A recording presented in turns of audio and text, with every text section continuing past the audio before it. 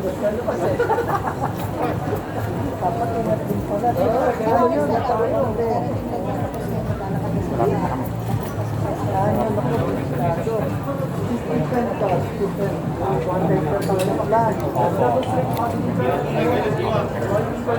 sir, yes sir.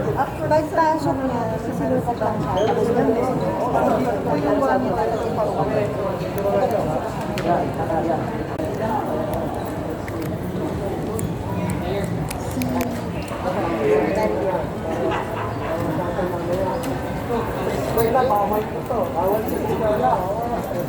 Eventually rin sa mga restaurants sa may health protocols na ito ba?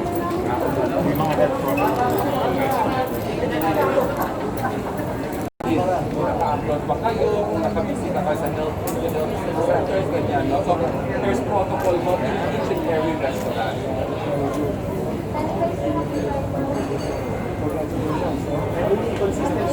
Yes, sir. Lahat po ng restaurant, check namin po. Yan, yan, check. Ay, mama.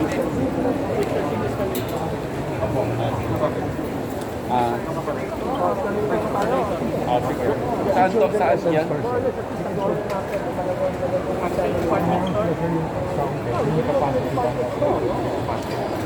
Sige, sir. Let's take one sample ng store. Kailangan conscious tayo sa metro, mayor, eh, no?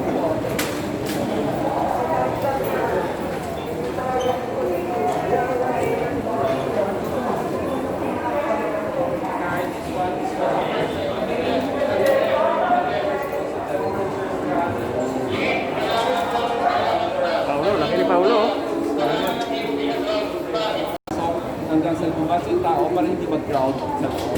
Nangyayari yan minsan po sa during weekends. Where people come out, then it reaches that amount, that number, then we stop muna. Sa talagang you are able to control traffic, no? Yes sir, yes sir.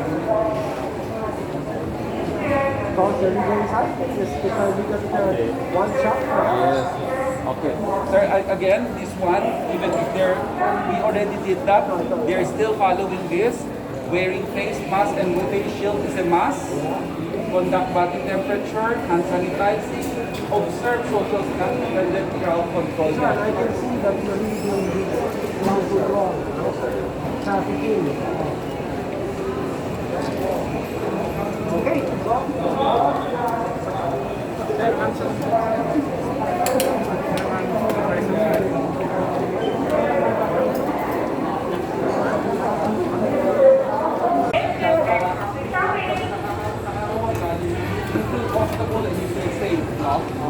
So, but we also have marshals, safety marshals. This is more from the SM store, no? Asking them to follow lang the markings on the floor. Very obvious naman po yung markings natin, yung mga foot markings, dyan lang po dapat sila tumayo. Yes, sir. See the foot markings out there. So, foot marking, please. So this is, Yes, sir. that's about 1 meter. Mayor.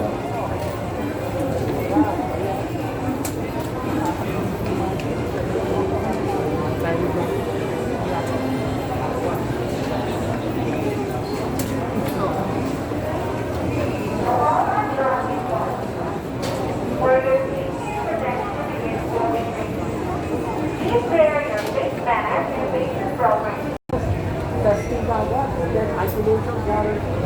Durugin yung kumpul-kumpul ng mga kaso. That's how you stop the transmission. Durugin talaga. Right from the source, you have to identify. Kailangan aggressive. Reject na kami. Oh yes, go to 1 digit. Mas maganda. Yan ang muli talaga ni Marco. Pagka 1 digit kayo kayo. Congratulations, you become a model. Mayor, ha? Pero mahirap pa eh. Kakayanin mo. Kakayanin. Actually, with the guidance of Secretary.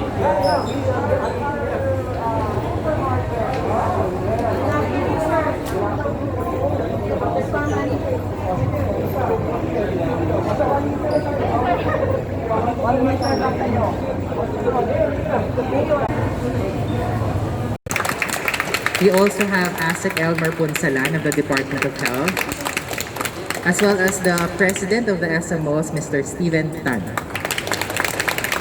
So we will be accommodating questions from the media. But before we start, we will be having an opening message from the Secretary Duque.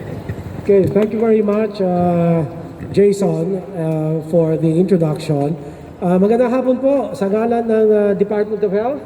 Kasama ko po ngayon araw, walang iba po kung hindi ang atin pong butihing punong lungsod ng Mandaluyong. Kasama po si Mayor MENCHIE ABALOS. Bigyan po natin siya ng isang masigabong palakpakan kasama ang kanyang administrador, si Mr. Jimmy Isidro, ang akin na pong matagal na kaibigan, at of course ang City Health Officer, kasama po natin si Dr. Alex Santa Maria. Yes, Dr. Alex, magpakita ka. Yan, para alam nila kung sino ang pupuntahan nila kapag nagka-COVID.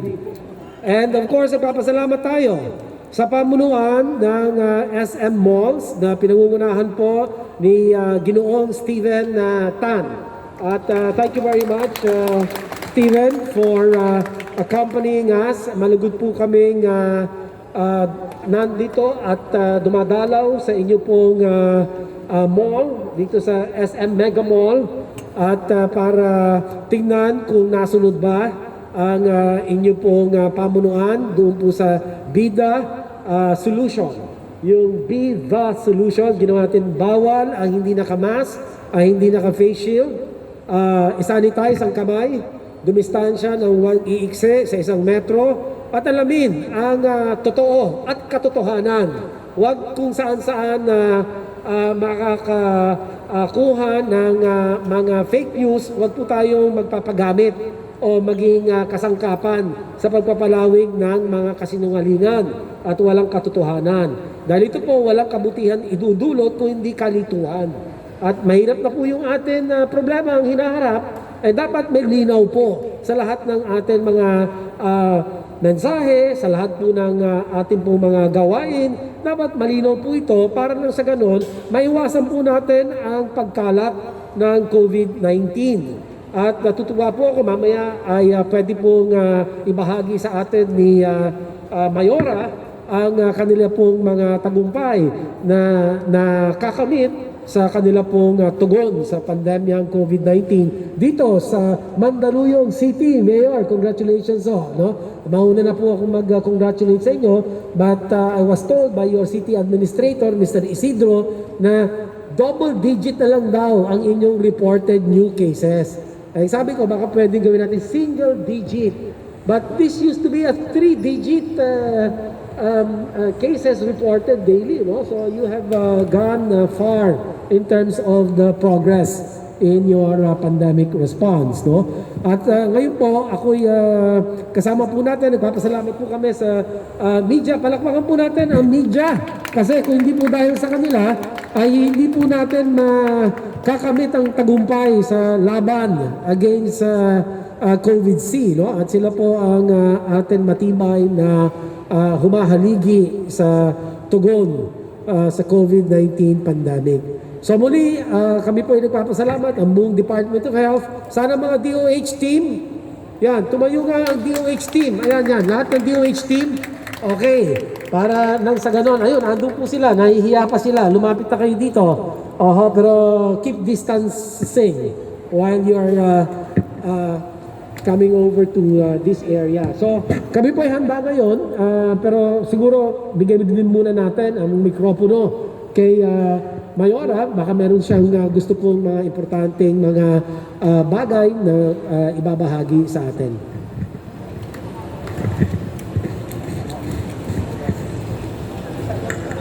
Thank you, ma'am. Magandang tanghali po or hapon na sa inyong lahat. Of course, Secretary Duque, maraming salamat po sa pagbisita nyo sa amin lungsod.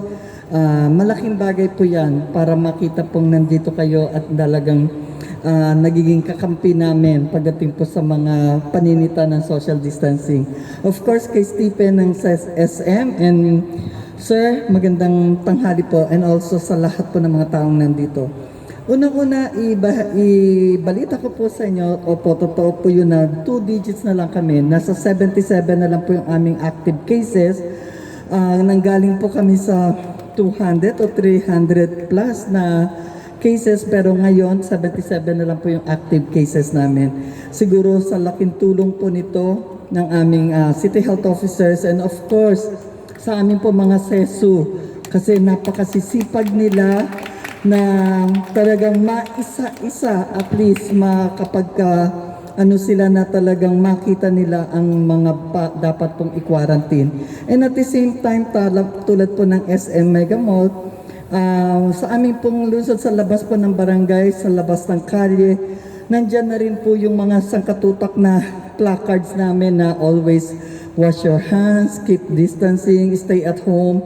Lahat yung mga reminders na yan para sa ganon papasok sa isip ng mga tao yung mga requirements na yan dahil para sa kanila din naman yan.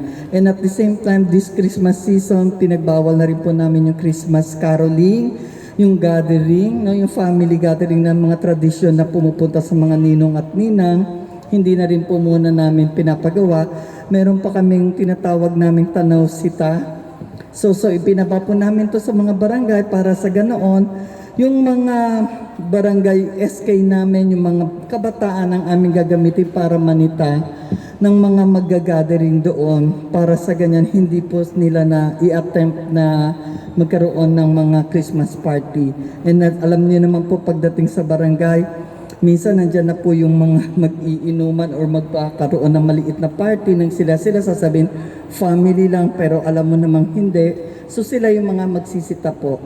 And at the same time, yung aming pong mga pulis, ang aming mga bantay bayan, lahat, sila na rin po yung aming makakasama pagdating po sa ganito. So pipilitin po namin yung sinasabi ninyong single digit, Doc Alex.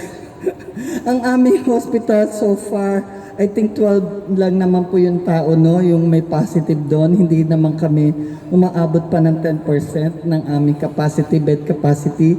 Maganda pa naman. Kaya sabi ko sa amin dalawang doktor na talagang bantayan lang nila. Huwag nilang paaabutin ng more than 20% yung bed capacity dahil diyan tayo yung mahihirapan. Dahil napakalit ng Mandaluyong, ang dali-dali po talaga magkahawaan, especially dito sa aming isang barangay na masyadong yung density ng tao. So, hello.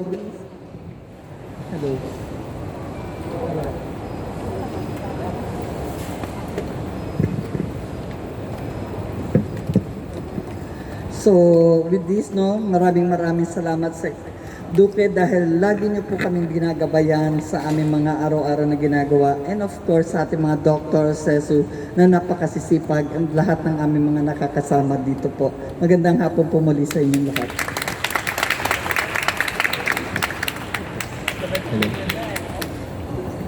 Nagpapasalamat lang po ako kay Secretary DOQUE sa guidance na binibigay niya sa amin sa all the malls nationwide, no? Not just in Mandaluyong, from Luzon to Mindanao. Maraming salamat po because, you know, DOH has been giving us all these guidelines for us to follow so that we can manage our malls better. Maraming salamat po. At kay Mayora po, thank you po dahil anytime that we have, pag hindi kami sure, tinatawagan lang po namin si Mayora. Binibigyan din po kami ng guidance ni Mayora, no? At mabilis po ang action pag sa Mandaluyong eh. Parang isang tawag mo lang, sasagot agad siya. Si Mayora sasabihin niya, no, Steven, you have to do it like this, like this. So, maraming salamat po sa mga guidance ng national government and ng LGU. And we're here and we assure that we will do our best to make sure that we follow the guidance that is given to us. Maraming salamat po. So, nagpapasalamat tayo muli sa pamunuan ng SM Malls dahil sila po ay tumatayong isang magandang halimbawa o modelo para tularan ng mga iba pang mga malls sa buong Pilipinas. Dahil dito nakita na sasaksihan natin yung maayos na pamamalakad at pagsunod sa ating pong bida solusyon laban po sa COVID-19. So we're ready to answer questions. Jason, Jonathan. Now to accommodate questions from the media, so we have provided a mic.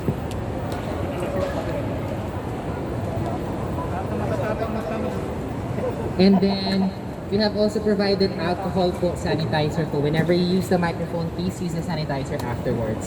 So, we may start po first. Hello. Hello. Hello. Hello. Ayan, hello. Naman po.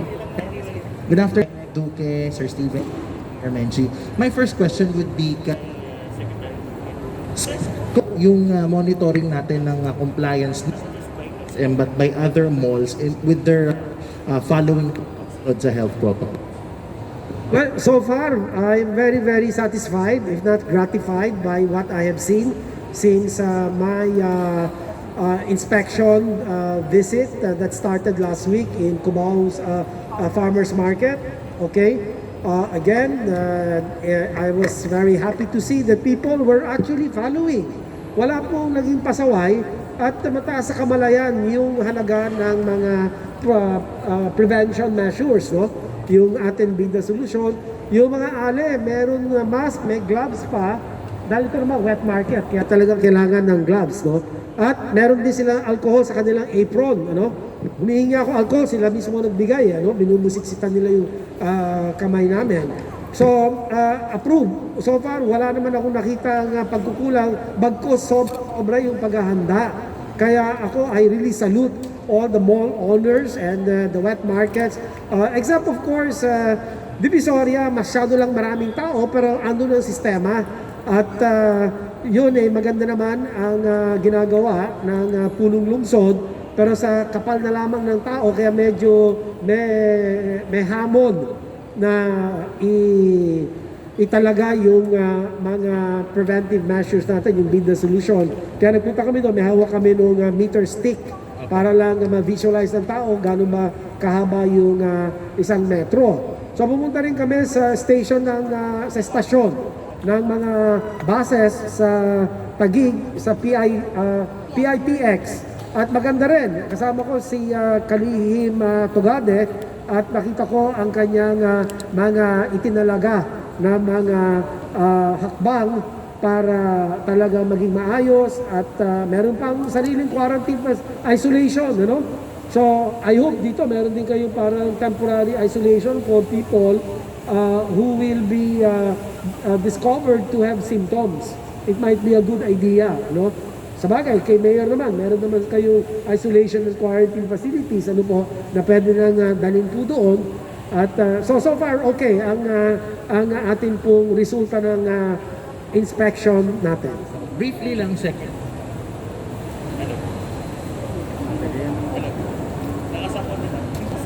Meron lang po bang discussions within the IATF regarding this firecracker use po ng ating mga kababayan, especially ngayong papasok na pagpapalit ng taon? Yeah, ang pinagbabawal na natin talaga ang paggamit ng firecrackers, no? Especially yung household and individual use of firecrackers, at tandaan natin walang kabutihan idudulot ang mga pagpapaputok, ano? So meron tayo yung community fireworks display, pero yun, that's well managed by the Bureau of Fire Protection, at yun i-video na lang at ila-live streaming sa inyong mga telebisyon. Gumamit na lamang ng mga alternatibong mga pag-iingay, yung kaldero, yung lata. Wag na gagamit ng turotot, ha? Kasi yung turotot pwede kasing lumabas doon yung virus, ha? It can magnify, pwede hong mas maikalat, ano? Kanya hindi na po natin yan ina-advise or ina-encourage, no po? So, yan po, yung community fireworks display, at yung mga tao naman may siguradong mga distansya yan, ano, kung sila po ay sasaksi sa fireworks display, no, ng mga komunidad. So ang akin lang pong panawagan sa ating pong mga kababayan, iwasan po natin ang paputok dahil ang hangin mapupulyot, ang kamay ng mga bata pwedeng maputol, ano po? So iwas putok, iwas putol. So ito po yung mga mensahe natin na gusto po natin ay iparating sa mga magulang. Kayo po ang gagabay sa mga anak ninyo na huwag gagamit ng mga paputok, at maiwasan din ang posibleng magpagkasunog sa mga bahay, sa mga tahanan, sa mga gusali, no? So, yan po ang atin pong isa sa mga pinaiigting natin public service reminders, ano po? So, yun lang. And then my last question po kay Mayor's Gatherings, yung parang kalye ninyo na may mga bahay na may Christmas decorations. Will it be Ay, yung closed off? Policarpio, Opo, Policarpio parang Street. wala naman yata silang Christmas decor ngayon eh. Hindi na rin po sila masyado naging active kasi yung mga active before doon, medyo senior citizen na, takot lumabas. I don't think maglalagay sila. Hindi sila nagpaalam sa akin ngayon this year. Okay. Sige ma'am. Thank Salamat you. po.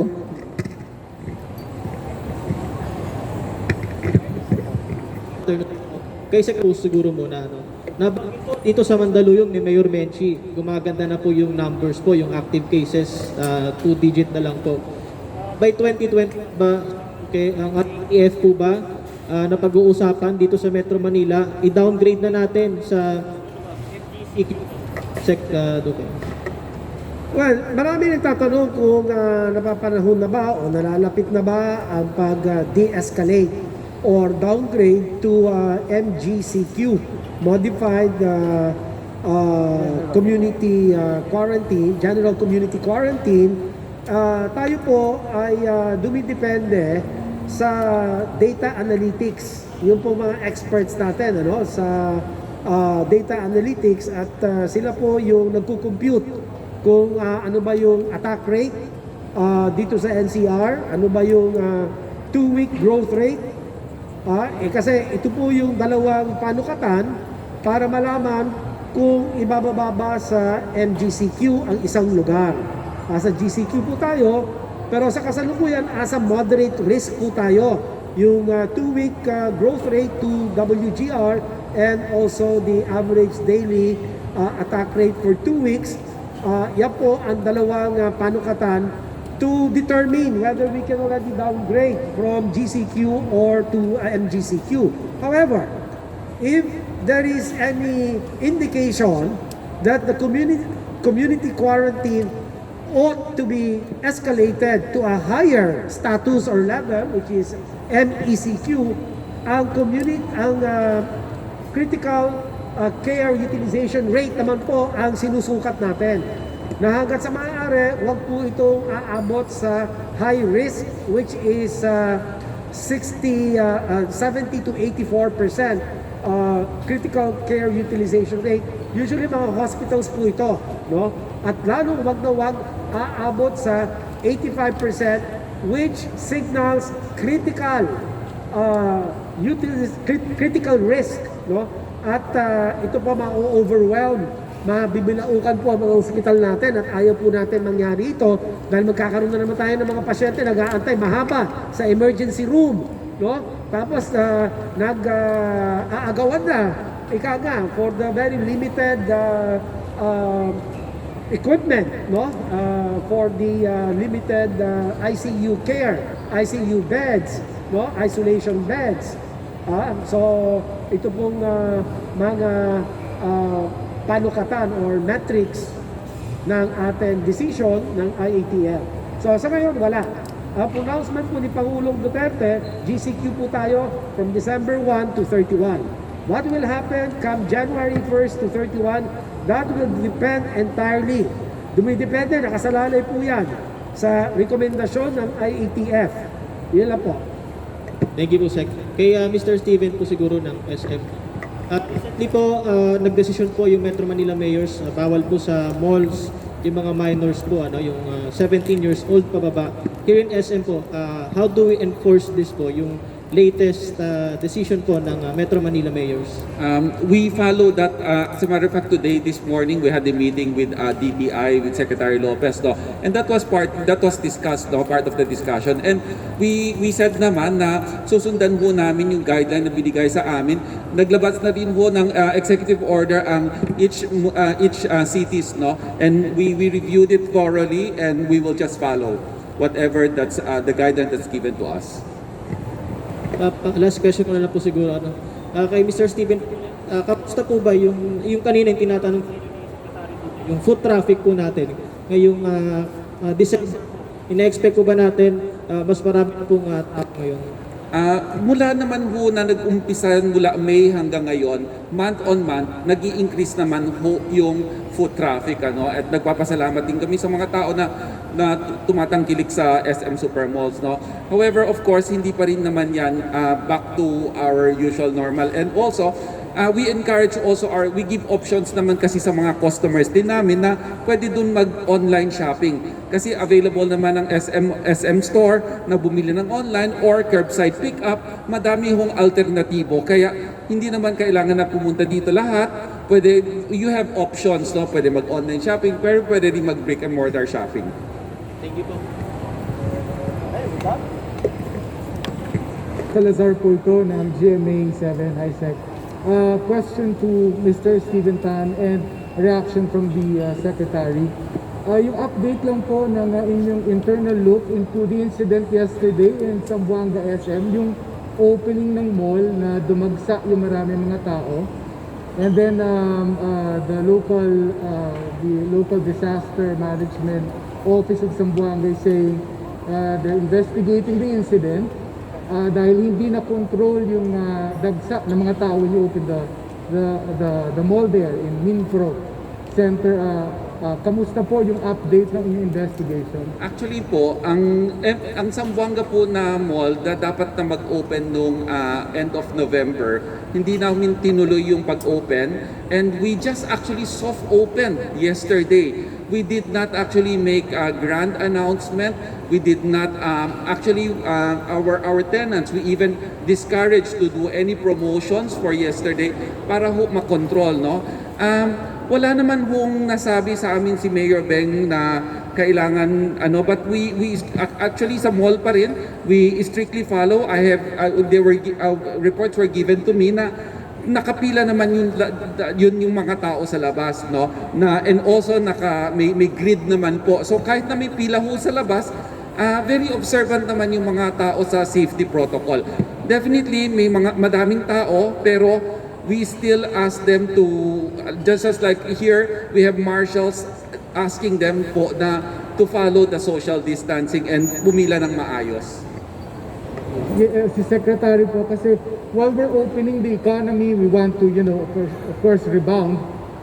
Ano po yung mga tagubilin po ng DOH in making sure that our running of the economy is safe? Ang atin pong prinsipyo dito ay we have to open up the economy safely. That is the key word. Opening up the economy safely. No? Hindi po pwede tayong magluwag ng basta-basta. That's why if you notice, graduated talaga, calibrated yung atin pagbubukas. Tandaan niyo, nag-umpisa tayo sa ECQ, tapos bumaba tayo sa MECQ, nag-GCQ tayo, tapos bumalik tayo noong Agosto sa MECQ dahil nakita natin tumalo ng mga kaso, umabot po ng mga 4,000 cases a day nationwide, and half of that was coming from NCR. And then, nung bumaba na yung kaso natin, balik tayo sa GCQ. Hanggang ngayon, as a GCQ tayo, but while we are loosening up the restrictions, we see to it, and by the way, the Economic Development Cluster sees to it that the economy is also opening up little by little, because we also have to take care of the health, not only of our people, but also the health of the economy. Because we know that we have, a much higher unemployment rate, much higher joblessness.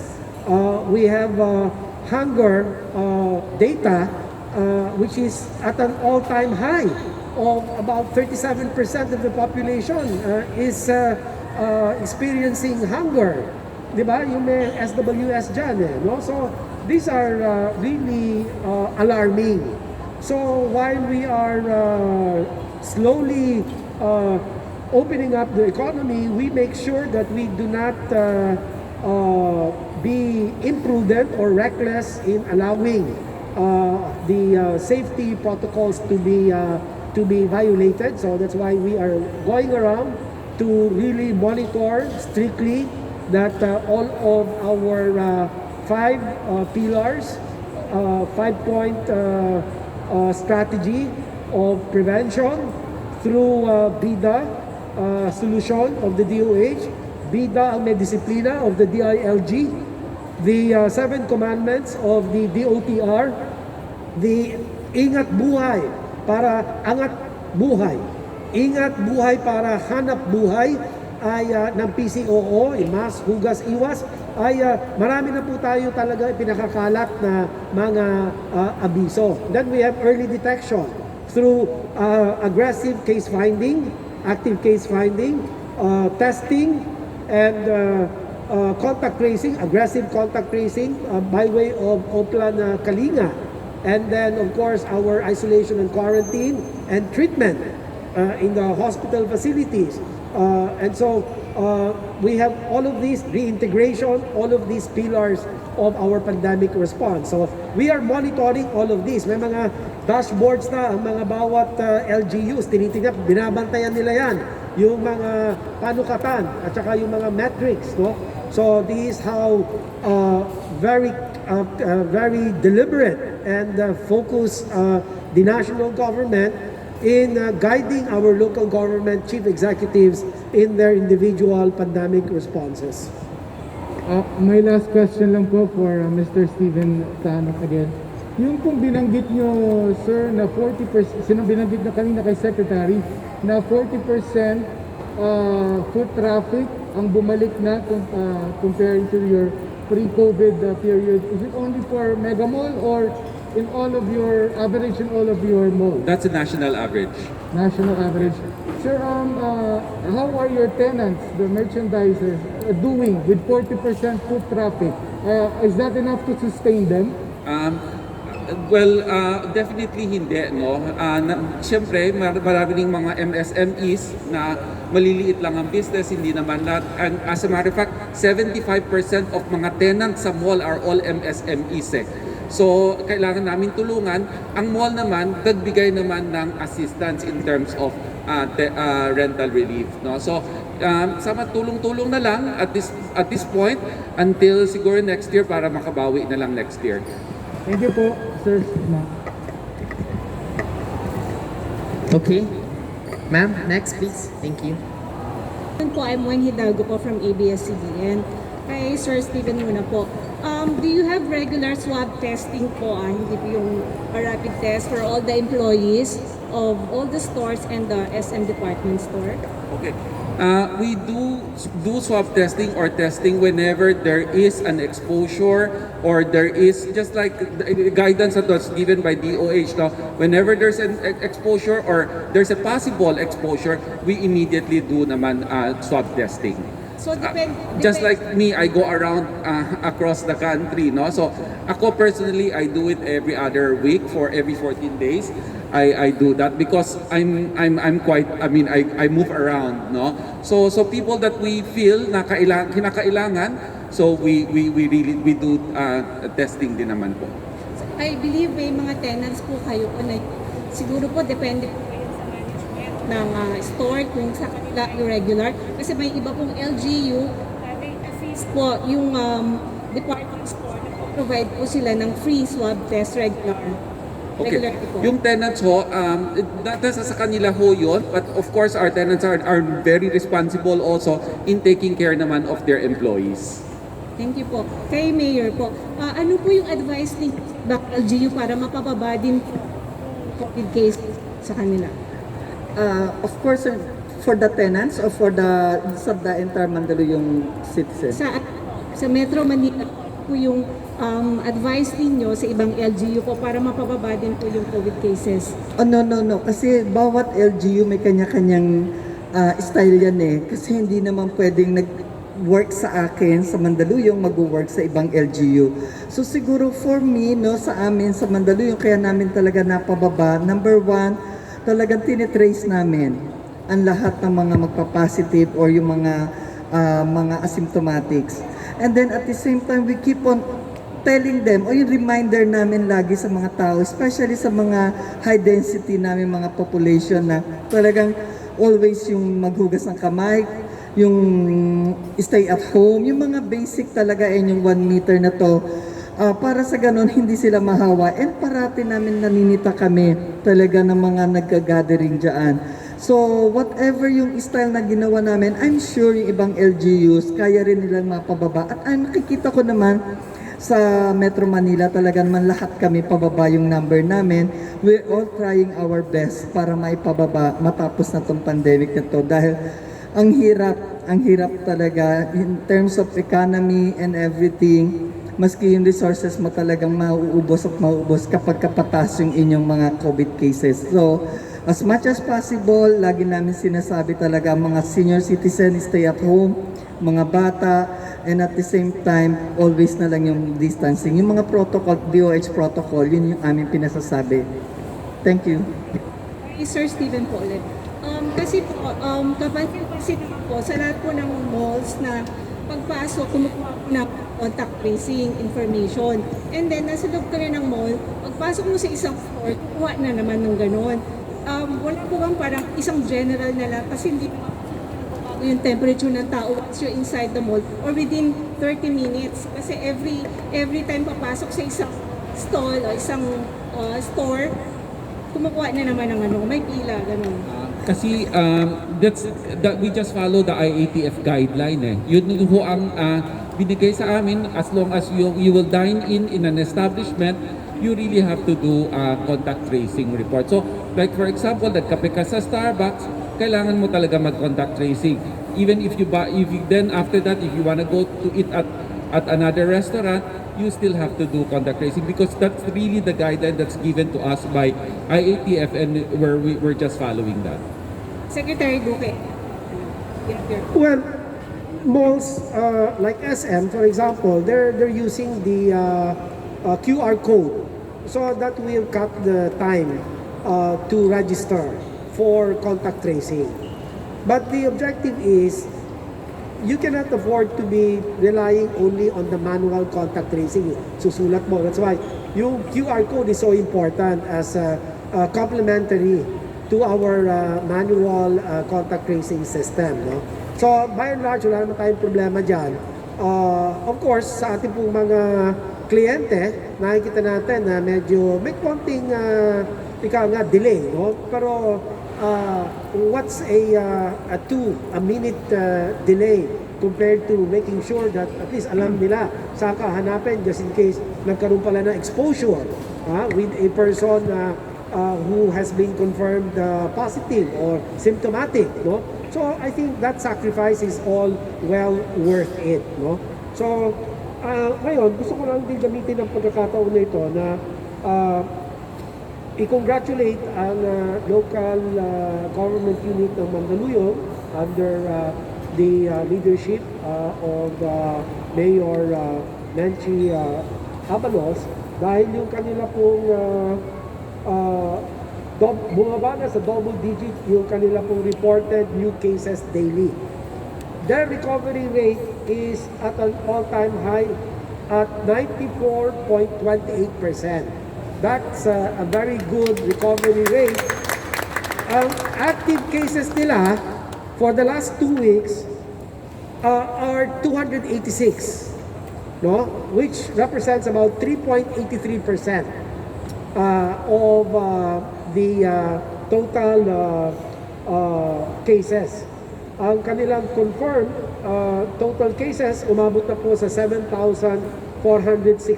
Pero ang importante dito yung active cases bumaba na sa 286, 3.8%, recoveries 94.28%. Ang kanilang ADAR is 4.08, ang 2WGR 31. Yung 4.08 cases per 100,000 population, okay? That is at moderate risk. Kaya nga naka-GCQ rin sila. The whole of Quezon City, NCR is at moderate risk. So ano ba ang katumbas ng moderate risk? GCQ, no?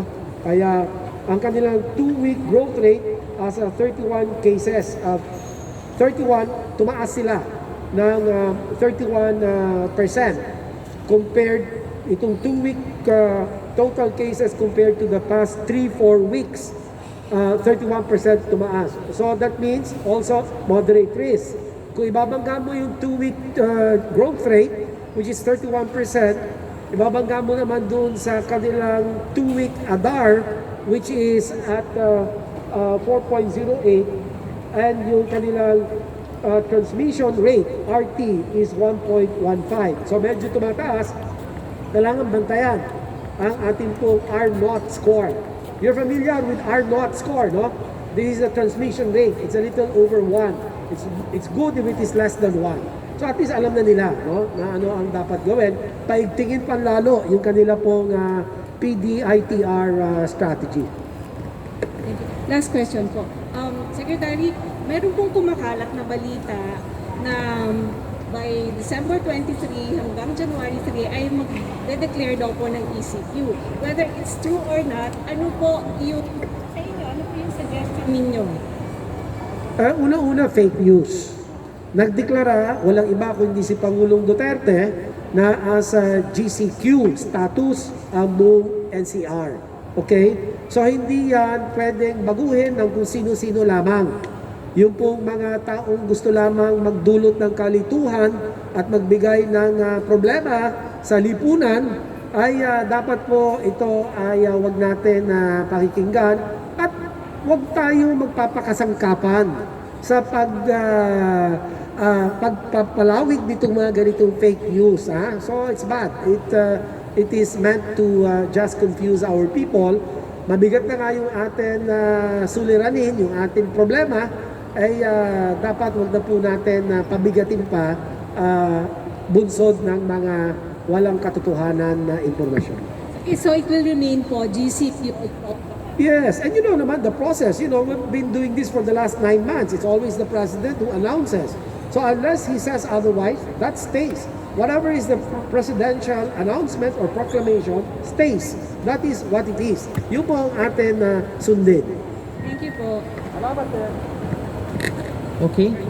Do we have Ang atin pong Mayor, MENCHIE of Mandaluyong City, sa kanya pong pinaulakan niya po ang amin kahilingan na samahan kami ngayon araw sa amin pong paglibot, lalong-lalo na po dito sa Mega Mall.